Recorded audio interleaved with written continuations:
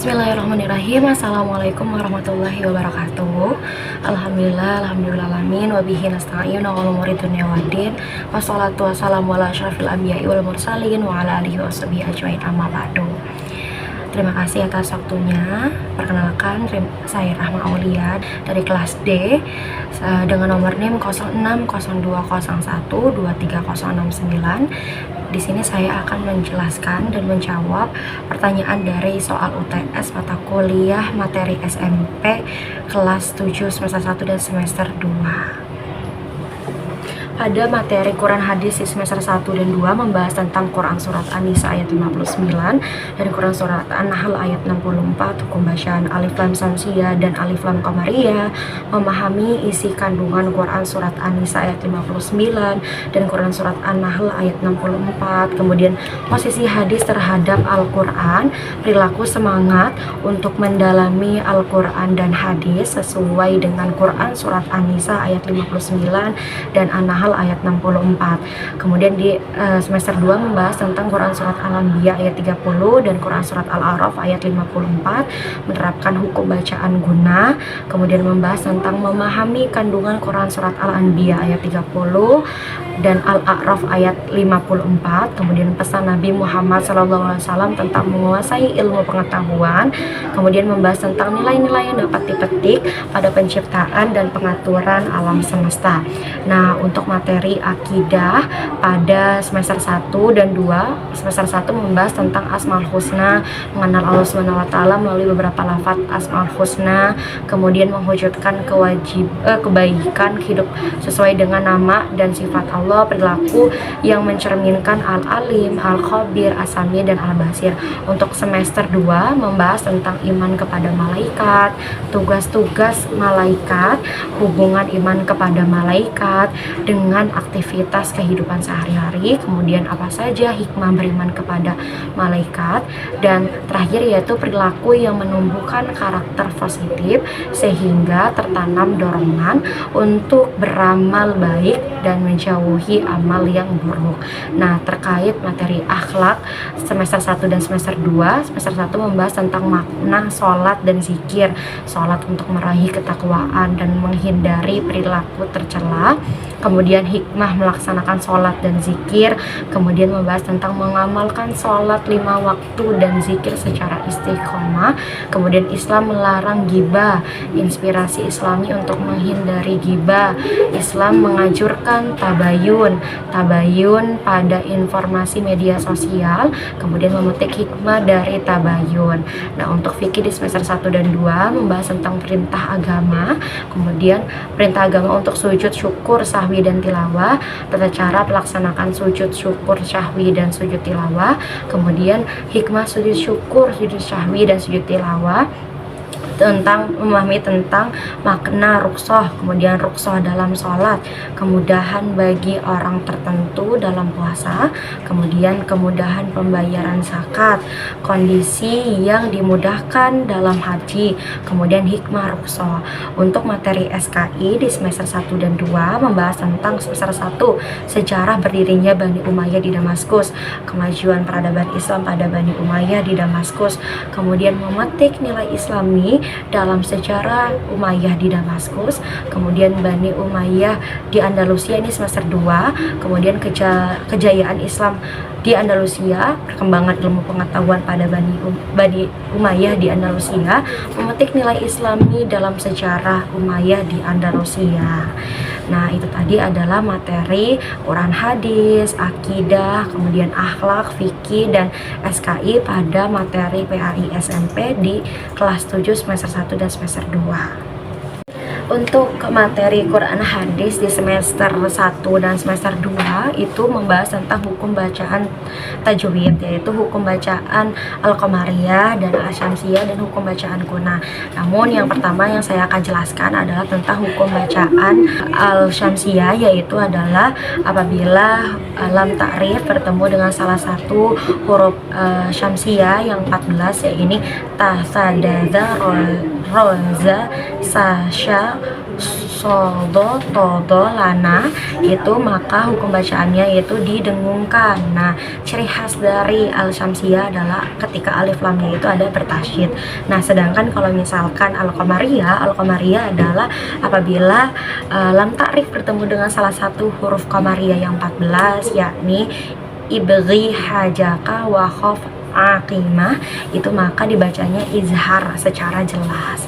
Nah, ciri khas dari al-qamariyah adalah alif lamnya ini ada sukunnya gitu. Kalau misalkan hukum bacaan guna adalah hukum bacaan nun tasydid dan mim tasydid. Nah, kalau misalkan hukum bacaan ini adalah didengungkan selama 2 harokat ataupun 2 alif gitu. Untuk materi Al-Quran Hadis semester 1 itu ada fungsi hadis terhadap Al-Quran. Nah, fungsinya itu cukup penting sebagai bayan atau penjelas.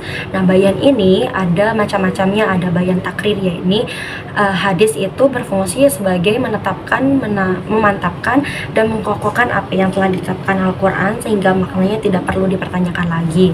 Nah, yang kedua adalah bayan tafsil. Bayan tafsil terbagi menjadi 4. Yang pertama tafsil secara menjelaskan dan merinci, ada taksis berarti menentukan dan mengkhususkan, ada takyid berarti mengikat dan membatasi, kemudian ada al-ta'yin berarti menentukan makna yang dikehendaki dari ayat tersebut.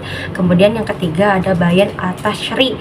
Bayan tasyri adalah hadis sendiri itu mewujudkan, membuat dan menetapkan suatu ketentuan, aturan dan hukum yang tidak terdapat dalam Al-Quran. Kemudian yang keempat bayan an-nasih, yaitu adalah terhadap ayat Al-Quran dan menghapus ketentuan-ketentuannya. Jadi itu adalah merupakan fungsi hadis terhadap Al-Quran gitu. Nah, pada materi akidah semester 2 akan membahas tentang iman kepada malaikat. Kemudian pertanyaannya adalah jelaskan bagaimana kegiatan pembelajaran tersebut dilakukan supaya peserta didik bisa mencapai tujuan pembelajaran. Hal yang perlu dilakukan yang pertama, pada minggu pertama melakukan pembelajaran inquiry. Bagaimana peserta didik dapat menghubungkan fungsi iman kepada malaikat dengan aktivitas kehidupan dengan cara para siswa atau peserta didik bisa mengkaji dan merumuskan permasalahan terlebih dahulu nih mengenai makna beriman kepada malaikat dan dihubungkan ke dalam kehidupan sehari-hari. Setelah itu mencari jawabannya dari sumber-sumber. Nah, setelah itu dilakukan analisis, terakhir dilakukan kesimpulan. Untuk pembelajaran minggu kedua yang melakukan pembelajaran jigsaw, bagaimana peserta didik dapat menunjukkan cara menumbuhkan karakter positif sehingga tertanam dorongan untuk beramal baik dan menjauhi amal yang buruk. Dengan cara para peserta didik itu dibuat kelompok nih, 4-6 kelompok, dan dibagi materi per kelompoknya. Kemudian siswa mendiskusikan dari subbab materinya.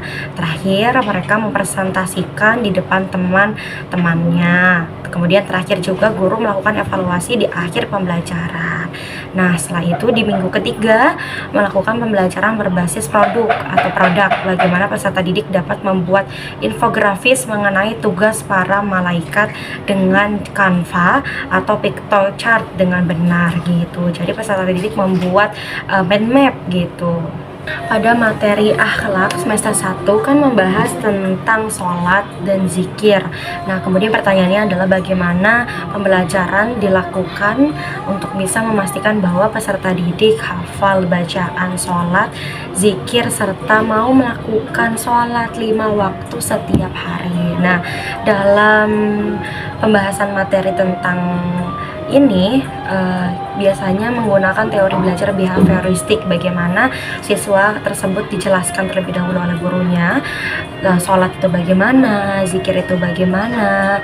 Nah, setelah dijelaskan oleh gurunya, kemudian praktek bersama-sama. Setelah praktek bersama-sama, baru di akhir di pertengahan ataupun di akhir adanya tes hafalan gitu, tes hafalan bacaan, tes hafalan, tes kemampuan mereka apakah sudah bisa atau belum. Kemudian setelah itu diberikan motivasi motivasi ataupun dorongan-dorongan kepada siswa bahwasannya motivasi dan dorongan pengertian bahwasannya sholat itu merupakan salah satu tiang agama gitu. Kalau tidak ada sholat maka ada punishment di kehidupan ini yang harus ditanggung nanti di akhirat, seperti itu.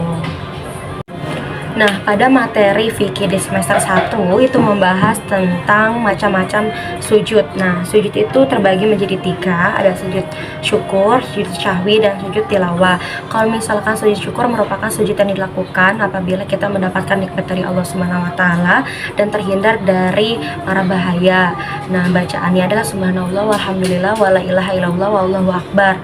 Kalau misalkan sujud syahwi merupakan sujud yang dilakukan apabila ketika kita lupa dalam melaksanakan rukun sholat seperti ruku dan sujud, kemudian ragu dan lupa dalam jumlah rakaat sholat, kemudian tidak membaca kunut apabila kita terbiasa membaca kunut, kemudian kita lupa dalam melaksanakan tasyahud awal, dan kita juga kelebihan atau kekurangan dalam jumlah rakaat sholat. Nah, bacaannya dalam sujud sahwi ini adalah subhanallah la yanamu wa la yashub. Nah, kalau misalkan sujud tilawah merupakan sujud yang dilakukan apabila kita membaca ayat-ayat sajadah di dalam Al-Quran gitu, dalam keadaan sholat maupun di luar sholat. Bacaannya adalah sajadah wajibadilati khalaqa wa saqa sama'u wa basara bihaulihi wa qutihi fatabarakallahu ahsanal khaliqin.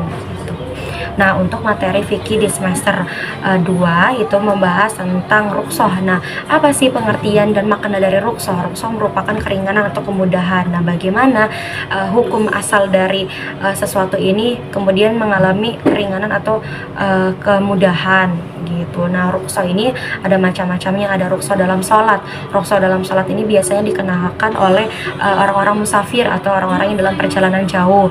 Nah, rukhsah ini biasanya bisa digabungkan atau bisa digabungkan atau dijamak atau dikosor gitu. Nah, kalau misalnya rukhsah dalam puasa, misalkan rukhsah ini diberikan kepada wanita-wanita yang sedang haid, kemudian wanita yang dalam keadaan nifas, kemudian wanita yang dalam keadaan menyusui ataupun hamil, kemudian kepada orang tua yang sudah rentan, dan kemudian kepada orang-orang yang sakit ataupun kepada orang-orang yang musafir juga gitu. Nah, rukhsahnya dalam puasa ini bisa digantikan dengan puasa qadha gitu. Nah, ada lagi rukhsah dalam zakat. Nah, rukhsah dalam zakat ini kita diperkenalkan untuk membayar zakat selain bahan makanan pokok, kita bisa membayar zakat melalui berupa uang gitu. Adapun selain itu adalah kita bisa membayar zakat dengan cara diwakilkan, ataupun selain itu adalah kita bisa membayar zakat pada hari sebelum hari raya Idul Fitri gitu. Nah, kalau misalkan rukhsah dalam ibadah haji adalah bagaimana kita dimudahkan ataupun tidak dipersulit dalam melaksanakan haji. Nah, haji ini diperkenalkan untuk bagi orang-orang yang mampu saja gitu. Pada materi PAI SMP di semester 1 terdapat materi tentang sejarah kebudayaan Islam yang membahas tentang sejarah terbentuknya atau berdirinya Bani Umayyah. Nah, Bani Umayyah merupakan dinasti yang berdiri di daerah pusat pemerintahannya di daerah Damaskus yang didirikan oleh Muawiyah bin Abi Sufyan, berdiri sekitar 90 tahun lamanya, sekitar 40 sampai 131 Hijriah atau kisaran 661 sampai 750 Masehi. Nah, sistem pemerintahannya ini adalah turun-temurun, dibuktikan dengan adanya Muawiyah bin Abi Sufyan ini memberikan mandat kepemimpinan kepada anaknya Yazid. Nah, alasan kenapa terbentuknya Bani Umayyah ini bukan hanya karena kemenangan Muawiyah bin Abi Sufyan dari perang Siffin, akan tetapi karena emang kuatnya pemikiran Bani Umayyah untuk membangun masa depan dan atas dorongan dan dukungan orang-orang Suriah juga gitu. Nah, karena Bani Umayyah ini memiliki wilayah yang sangat besar, maka sistem pemerintahannya dibentuklah gubernur sehingga terbentuklah departemen-departemen di bawahnya gitu.